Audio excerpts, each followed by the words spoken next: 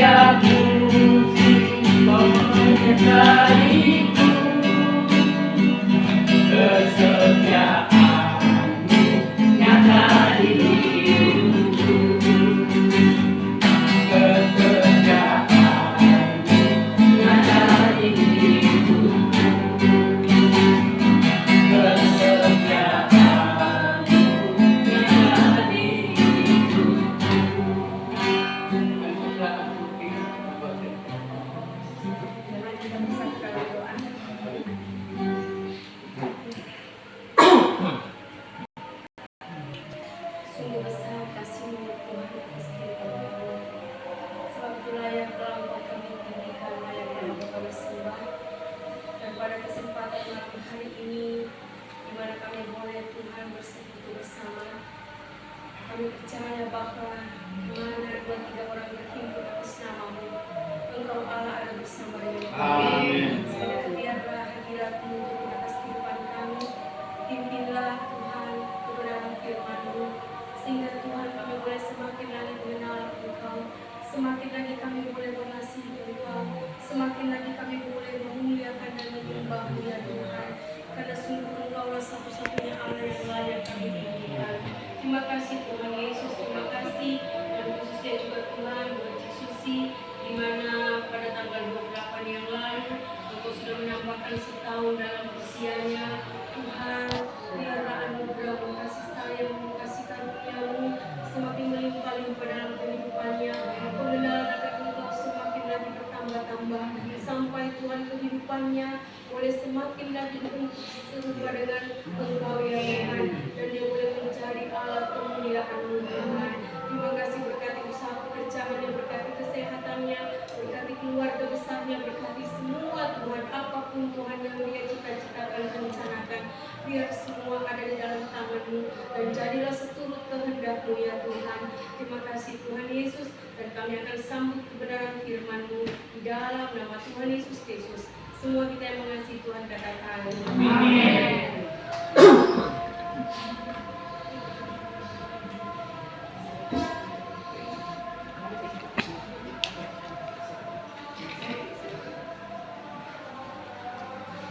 Ya, shalom, selamat malam semuanya. Ya, Tuhan Yesus mengasihi kita, amin. Amin. Ya, pertama-tama saya dan juga seluruh teman-teman ini mengucapkan Happy Birthday Sisi. Ya, Tuhan Yesus memberkati. Ya, tanpa terasa Tuhan sudah menambahkan 1 tahun lagi dalam usia Sisi. Tapi nggak usah tanya ya, nah begitu juga dengan kita. Setiap hari umur kita bertambah 1 hari, dan kalau diakumulasi akhirnya menjadi bertambah satu tahun. Nah itu artinya ya bahwa semakin hari kita sudah semakin tua, sudah semakin tua, jatah hidup kita semakin berkurang, dan bahkan hari kematian kita juga sudah semakin dekat. Tapi bagi anak Tuhan, kematian bukanlah sesuatu yang mengerikan buat kita, karena kematian itu merupakan pintu jalan terbuka untuk kita bertemu dengan Tuhan kita Yesus Kristus. Ya, puji nama Tuhan. Nah, dan kita akan masuk di dalam pemberitaan firman Tuhan. Kita akan baca lebih dahulu di dalam Yesaya pasal yang ke-40 ayat 6 sampai 8. Nanti saya minta tolong Mbak ini bacakan ya, tolong bacakan. Yesaya pasal 40 ayat 6 sampai 8. Hari ini kita tidak seri karena mengingat juga waktu ya, jadi kita hanya mendengar firman Tuhan saja ya. Nanti next time baru kita seri.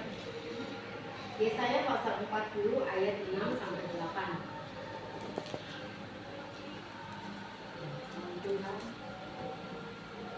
Ada suara yang berkata, berserulah. Jawabku, apakah yang harus kuserukan? Seluruh umat manusia adalah seperti rumput, dan semua semarak seperti bunga di padang. Rumput menjadi kering, bunga menjadi layu. Apabila Tuhan menghembusnya dengan nafasnya, sesungguhnya lah bangsa itu seperti rumput. Rumput menjadi kering, bunga menjadi layu, tetapi firman Allah kita tetap untuk selama-lamanya. Amin. Ibu Nona bantu saya Mazmur 103 ayat 15 sampai 18.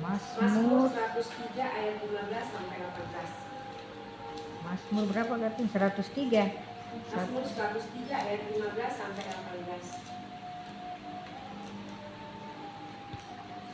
18. Firman Tuhan, adapun manusia hari-harinya seperti rumput, seperti bunga di padang, demikianlah ia berbunga. Apabila angin melintasinya, maka tidak ada lagi ia, dan tempatnya tidak mengenalnya lagi. Tetapi kasih setia Tuhan dari selama-lamanya sampai selama-lamanya atas orang-orang yang takut akan Dia, dan keadilannya bagi anak cucu, bagi orang-orang yang berpegang pada perjanjiannya dan yang ingat untuk melakukan titahnya. Jadi firman Tuhan berkata bahwa hari-hari kita itu seperti Rumput. rumput dan semaraknya itu bagaikan bunga di padang. Katanya rumput menjadi kering dan bunga menjadi layu. Tapi firman Tuhan kekal untuk selamanya. Kasih setia Tuhan kekal untuk selama-lamanya. Jadi memang di sini firman Tuhan juga sudah menyatakan bahwa memang hari-hari hidup kita itu semakin hari semakin mendekati kepada kematian kita. Semakin hari semakin kita mendekati kepada hari-hari tua kita. Dan seringkali memang di dalam kita menjalani kehidupan ini yang semakin hari semakin tua, semakin hari merasa sebagai seorang diri. Karena kadang-kadang ya orang tua itu kadang-kadang merasa bahwa hidupnya seorang diri. Sekalipun ada anak-anak, ada cucu, tapi kadang-kadang mereka sudah sibuk dengan kesibukannya sendiri. Anak-anak sibuk dengan keluarganya, ya toh, cucu-cucu sibuk dengan studinya. Sampai ini orang tua merasa bahwa dia itu seorang diri. Nah, dia merasa takut kesendirian itu karena seperti mami saya ya dulu ya. Ketika kalau saya mau pergi kerja, saya pamit sama dia, si mami saya pergi kerja dulu. Mami bilang begini, siapa jaga saya? Saya bilang, mami, Pak. Dia bilang, saya sebenarnya tidak takut, tapi saya cuma takut kalau saya mati sendiri. Nah itu, jadi dia ada rasa ketakutan. Ketika dia tutup mata, tidak ada orang di sampingnya. Nah itu yang dia takutkan. Jadi memang kesendirian itu membuat orang takut. Entah itu dia takut akan kematian, entah dia takut nanti tiba-tiba ada orang jahat masuk dalam rumah, kan bisa saja kan seperti itu terjadi. Nah, jadi memang kita ini manusia dilanda, dihantui dengan rasa takut. Nah, begitu juga kadang ya kita juga kadang memikirkan tentang anak-anak atau kita memikirkan bagaimana hari depan saya. Ada sebuah kecemasan, ada sebuah ketakutan yang menghantui kita. Bagaimana dengan anak-anakku? Bagaimana dengan masa depannya? Bagaimana dengan masa depanku? Bagaimana dengan kondisi kesehatanku? Karena kalau kita tua, semakin banyak yang dirasakan. Entah sakit lutut lah, entar boyotnya yang sakit, entar kepalanya yang sakit. Jadi ada begitu banyak ketakutan-ketakutan yang menghantui kita. Takut, umpamanya takut nanti tiba-tiba ini kuping saya kok makin hari pendengarannya makin kurang ya. Nanti lama-lama saya tuli sebelum saya mati. Atau mungkin mata saya kok ini semakin hari semakin kabur. Jangan-jangan nanti saya belum mati tapi saya sudah buta. Ada banyak ketakutan-ketakutan. Saya pun bermasalah dengan mata. Mungkin besok atau lusa saya mesti ke dokter mata. Karena ini mata saya seringkali ada kayak selaput begitu ya. Dan itu juga seringkali, aduh Tuhan jangan sampai saya ini buta sebelum saya mati. Nah itulah, ketakutan-ketakutan itu ada menghinggapi di dalam hati kita manusia. Nah juga menghadapi pekerjaan, kadang-kadang stres. Seperti Cizusi ya, ada pekerjaan, aduh kok ini sudah mau malam, pekerjaan belum selesai. Aduh ada cemas, ada takut, ada stres, ada begitu banyak hal yang bisa membuat kita rasa takut. Nah, tapi Tuhan datang dan berkata bahwa jangan kamu takut. Ya, Tuhan datang mengatakan bahwa jangan kamu takut. Ketika Tuhan berkata jangan kamu takut, ya, itu Tuhan katakan bukan pada saat kita ini sudah benar, bukan pada saat kita sudah hidup kudus, tapi ketika kita masih berdosa pun Tuhan sudah datang dan menyatakan bahwa jangan kamu takut. Nah, dan mengapa kita harus juga katakan bahwa saya tidak usah takut, ya? Karena kita memiliki dasar yang kuat. Dasarnya apa? Dasarnya karena Allah menyertai kita. Allah bersama dengan kita. Makanya kalau kita menyadari bahwa Allah ada bersama dengan kita, maka ketakutan itu akan sirna. Begitu juga dengan saya. Kadang-kadang saya takut bagaimana masa depan anak-anakku, bagaimana dengan kehidupanku. Tapi saya bilang gini, saya tidak perlu takut, ada Tuhan. Ada Tuhan yang menyertai saya, ada Tuhan yang akan menolong anak-anakku, ada Tuhan yang akan membuka jalan. Sehingga itu yang akan membuat saya tidak takut. Jadi kunci daripada ketakutan, menghadapi ketakutan, mari percaya bahwa Tuhan ada bersama dengan kita. Tuhan menyertai kita. Dan itu yang membuat kita bisa lepas. Karena kalau kita takut, ketakutan ini yang akan membawa kita untuk masuk dalam sebuah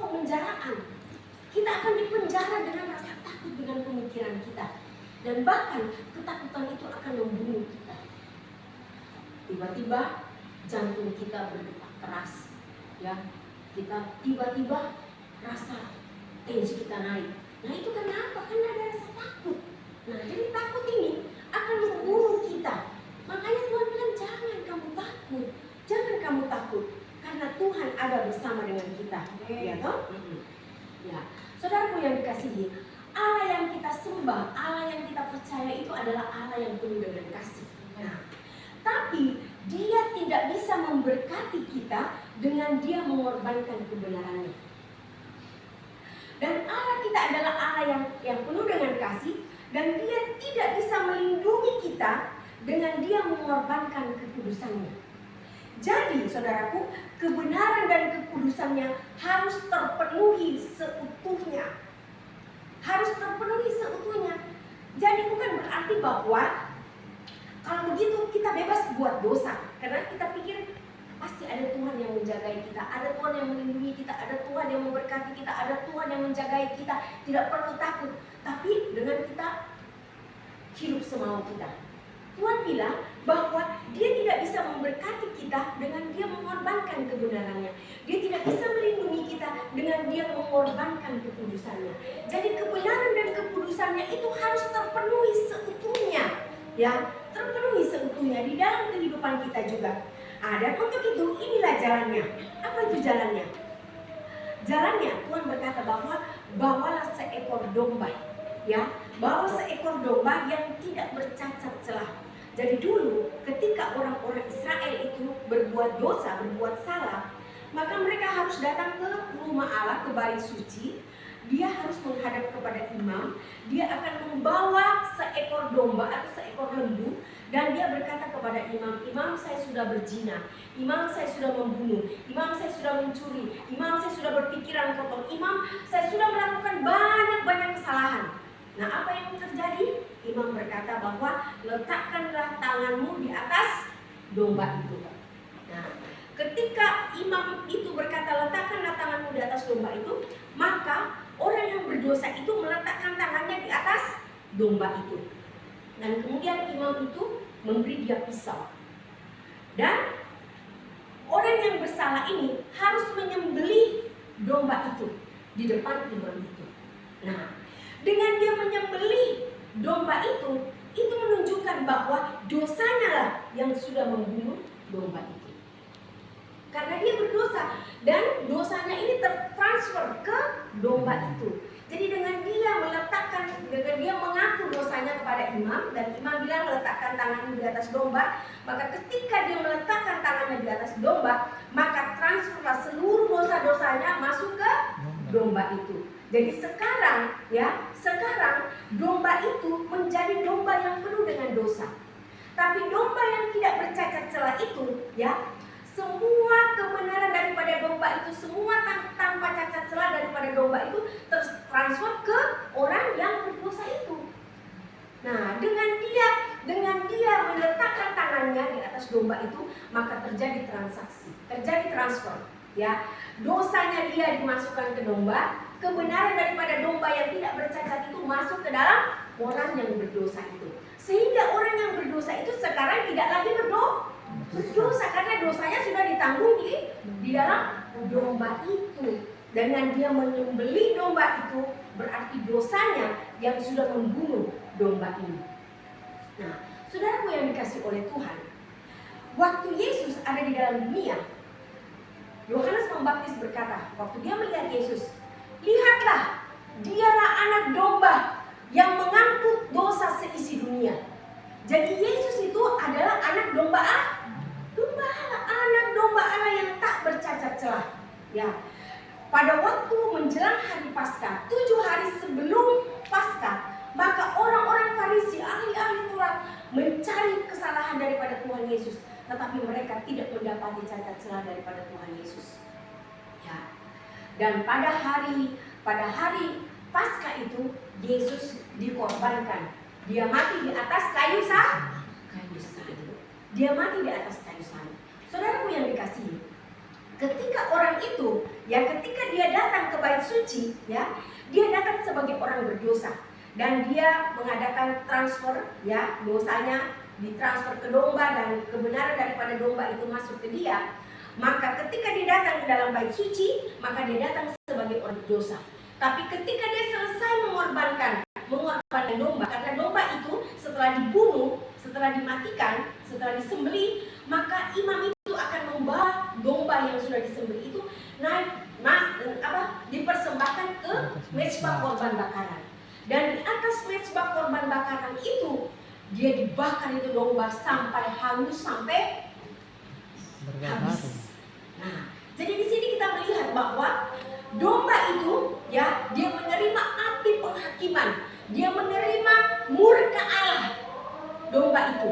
Nah, ini menunjuk kepada Yesus Kristus. Nah, ketika Yesus disalib, maka disitulah seluruh murka Allah ditumpahkan di atas kehidupan Yesus. Dan semua dosa-dosa kita itu diangkut oleh Yesus. Sehingga lewat kita menjaga Yesus, ya, lewat kita percaya kepada Yesus, maka terjadi transfer. Yesus yang tidak berdosa dijadikan dosa, ya. Tetapi Yesus yang tidak berdosa itu ditransfer ke dalam kehidupan kita. Ya. Jadi saudaraku yang dikasihi oleh Tuhan, sebenarnya kita ini adalah orang yang berdosa. Kita layak menerima segala penghukuman. Segala murka Allah harusnya jatuh dalam kehidupan kita. Tapi lewat pengorbanan Yesus, maka seluruh penghukuman Allah, seluruh murka Allah jatuh di atas kehidupan Yesus. Dan lewat kematian Yesus, segala berkat-berkat yang ada pada Yesus itu dilimpahkan atas kehidupan kita. Jadi saudaraku yang dikasihi, betapa mulianya pengorbanan Yesus atas kehidupan kita. Sebab itu mari saudaraku, percaya kepada Yesus, cintai Yesus, hargai pengorbanannya. Saya percaya ketika kita menghargai korban Kristus, kita percaya kepada Dia, maka segala berkat-berkat yang ada pada Yesus itu dilimpahkan atas kehidupan kita. Dan seluruh hukuman oleh karena dosa-dosa kita itu diserap di dalam kehidupan Yesus. Sehingga kita dijadikan orang yang benar. Kita dijadikan orang yang benar. Kita dibenarkan oleh karena korban Kristus. Nah, sebab itu saudaraku, pada malam hari ini mungkin firman Tuhan ini tidak panjang, tapi biarlah firman Tuhan ini akan menjadi sesuatu yang bisa kita pegang dalam kehidupan kita. Percaya kepada Yesus, tinggikan korban Yesus. Karena ingatlah, seluruh dosa kita pun sudah diangkut oleh Yesus. Dan oleh pengorbanannya kita dibebaskan. Sehingga kita menjadi orang-orang yang dimerdekakan. Dan Yesus berkata bahwa barang siapa yang percaya kepada Dia, maka dia tidak akan binasa, melainkan beroleh hidup yang kekal. Lewat apa? Lewat percaya. Kita percaya bukan cuma sekedar percaya, tapi percaya dengan tanda kita mengasihi Dia. Dan bukti orang yang mengasihi Tuhan adalah dia melakukan setiap perintah-perintahnya. Ya, puji nama Tuhan. Dan ini adalah sebuah kata-kata yang sangat bagus, ya. Dikatakan begini, bahwa kekudusan Yesus itu disalib dan pada jam 3 sore dia mengatakan sudah selesai. Ya toh? Dia berkata sudah selesai. Nah, kekudusan Allah yang menuntut penghukuman sudah dilakukan. Ya, darah Yesus yang ditumpahkan di atas Kalvari sepenuhnya memenuhi semua persyaratan ilahi dari Allah Trinitas, yaitu Allah yang kudus. Sehingga lewat kita percaya, semua dosa kita diampuni dan kita menjadi orang yang free, orang yang merdeka, orang yang bebas. Ya, oleh karena Yesus sudah menanggung segala dosa kita. Sebab itu baiklah saudaraku, mari percaya kepada Yesus, tinggikan korban Dia, kasihi Dia dengan segenap hati kita. Puji nama Tuhan. Demikianlah firman Tuhan pada malam hari ini. Tuhan Yesus memberkati.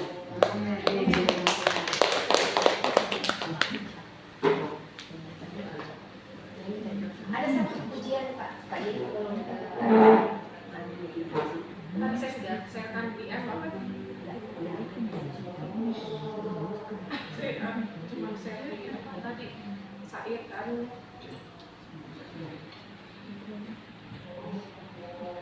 Live-nya aja Kak. Iya, coba.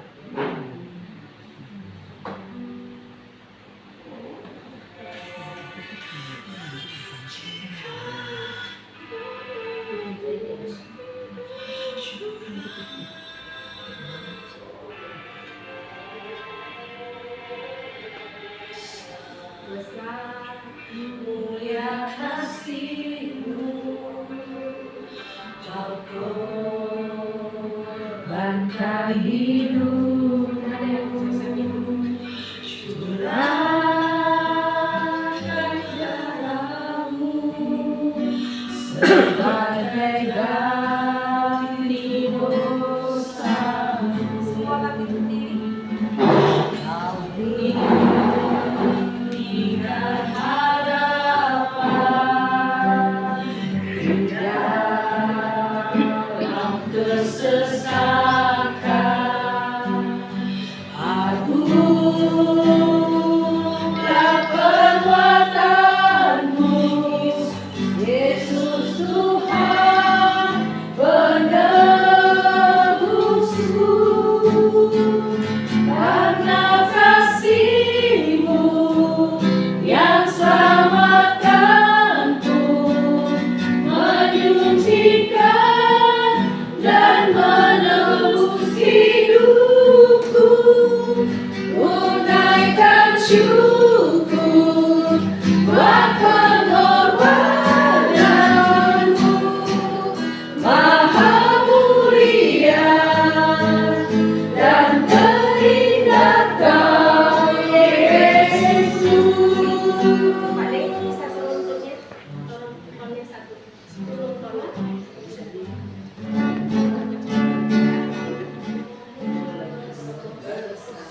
Tadi main kunci apa, Cek? Oh, tadi G. F. F.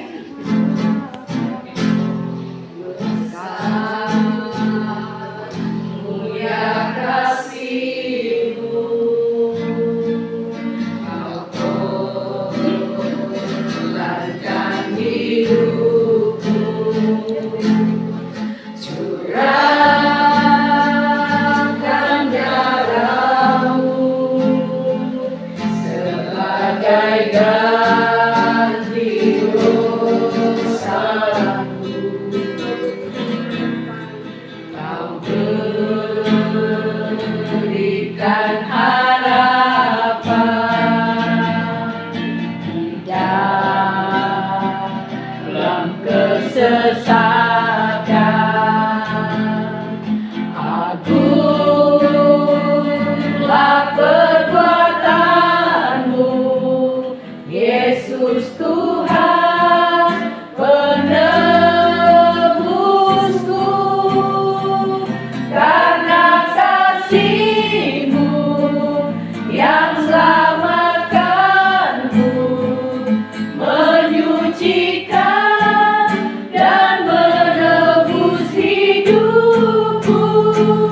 Tunaikan syukur buat pengorbanan-Mu, Maha mulia dan terindah Kau, Yesus. Karena kasih-Mu yang selamatkanku, menyucikan dan menebus hidupku. Tunaikan syukur buat pengorbanan-Mu, Maha mulia dan terindah Kau, Yesus. Maha mulia dan terindah Kau, Yesus.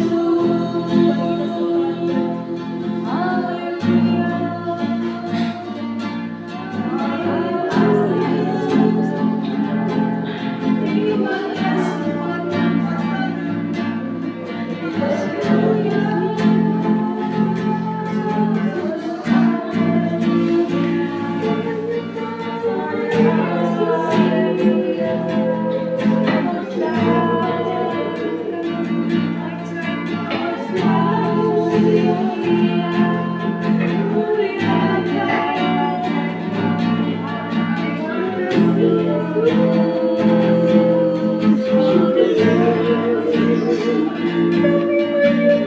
Thank you.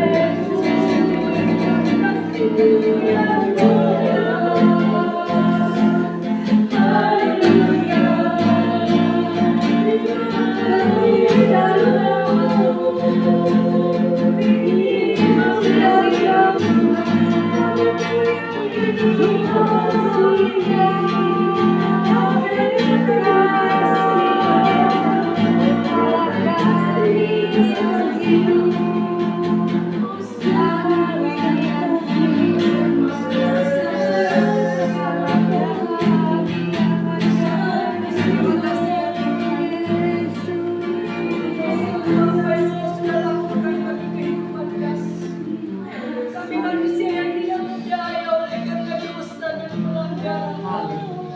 Tapi semuanya itu Engkau sudah tanggung di atas kayu salib. Dan lewat kematian-Mu Engkau telah memberikan kemerdekaan kepada kami. Lewat kematian-Mu Engkau memberikan kehidupan bagi kehidupan kami. Sungguh kami menyanjung tinggi akan korban-Mu. Kami mengasihi-Mu ya Tuhan.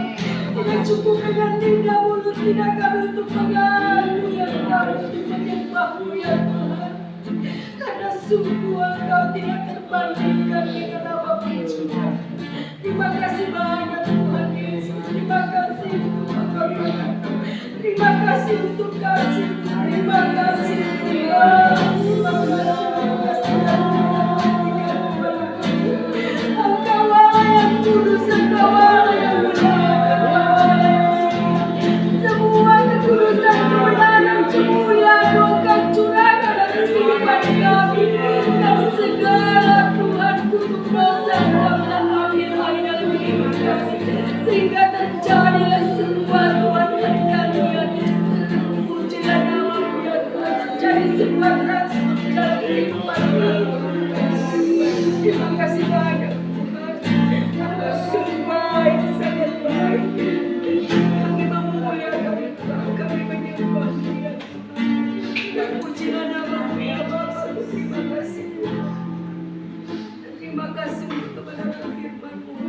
Biar Engkau ukirkan ini Tuhan di dalam roh dan hati kami. Biar kami selalu meninggikan Tuhan. Biar kami selalu Tuhan mengasihi Engkau.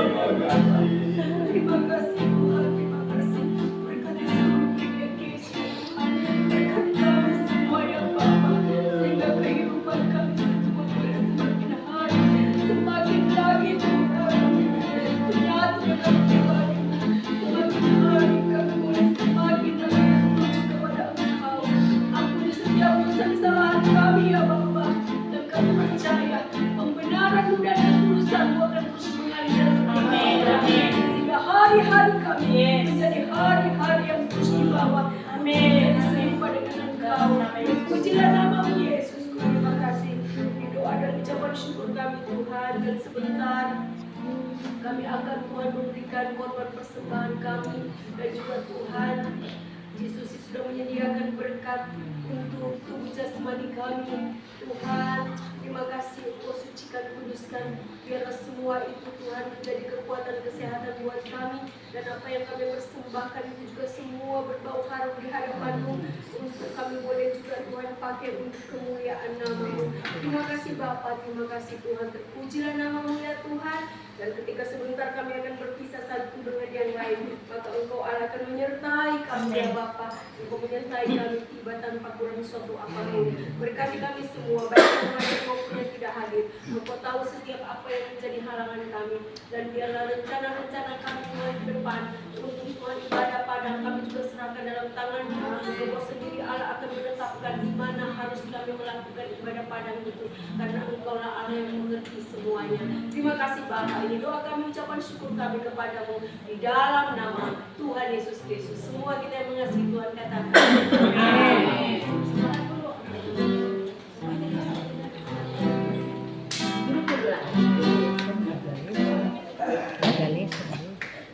Sepanjang hidupku diberkati. Bila hari kelam Aku diberkati.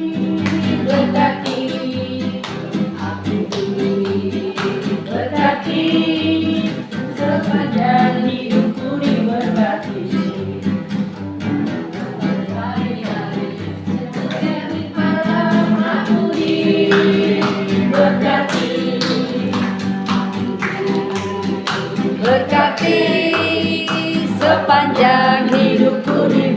berkati. Bila hari berganti malam aku diberkati. Aku diberkati. Sepanjang hidupku diberkati. Bila bangun pagi hari siang berganti malam aku diberkati. Diberkati. Sepanjang hidupku diberkati. Bila bangun pagi hari siang berganti malam aku diberkati.